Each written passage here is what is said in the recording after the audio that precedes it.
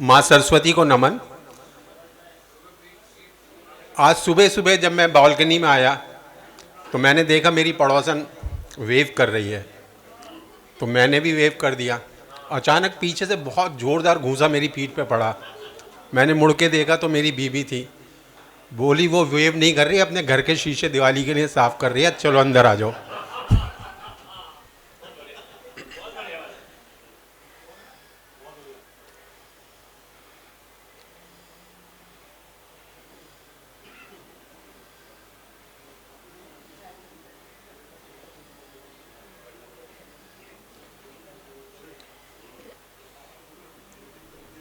एक पिता ही ऐसा होता है जो अपने बच्चे की तरक्की पे बहुत खुश होता है। और जब पिता होता है तो बच्चों को इतना कुछ एहसास नहीं होता, क्योंकि उनको लगता है ये सब तो ऐसे ही चलता रहेगा। लेकिन कब जब पिता साथ में नहीं होता तो बड़ा दुख होता है। तो उसी संदर्भ में मैंने एक नई कविता छोटी सी लिखी है। अभी उसे थोड़ा सा कर रहा था, लेकिन गोल्डी भाई ने आदेश दिया कि यही पढ़ दो, तो मैं यही पढ़ रहा हूँ। हाँ। पिता की आँखों के सपने जो मैं कभी पढ़ ना सका, उनके कहे शब्द जो जीवन की आपाधापी के बवंडर में कहीं खो गए, चुप्पी की दीवार में छिपी हर बात जो लफ्ज़ों में ढल ना सकी, दिल के कोने में रह गई जैसे बीती रात। मेरे कंधों पर उनका विश्वास का हाथ, कभी आशीर्वाद कभी कठोर आदेश। उनकी उम्मीदों का बोझ जो मैंने कभी समझा ही नहीं, अपने सपनों में उलझा रहा और दूरियां बढ़ती गईं।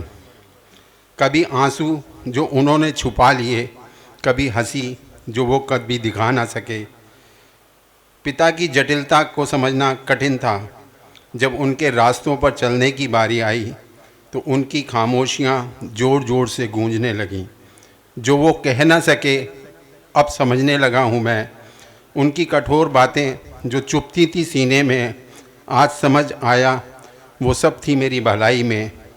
हर डांट में छिपा था उनका अटूट प्यार जो मौन सहते रहे, मुझे देखते रहे, दिखाते रहे राह। अब जब वो दूर हैं, अब उनके शब्द ही मेरे पास हैं। अब उनकी खामोशियाँ में मैं अटूट विश्वास है। उनके बिना भी हर जगह वैसी की वैसी है। पिता का प्यार कभी जाता नहीं दिल से। जब आज पिता इस दुनिया में नहीं हैं, उनकी यादें हमारी हर सांस में बसी हैं। उनकी सीखें अब मेरी रहनुमाई कर रही हैं। उनका हर शब्द उनकी विरासत सा लगता है।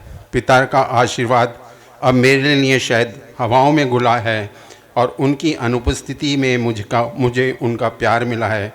मुझे एहसास हुआ कि वो कभी दूर नहीं हुए।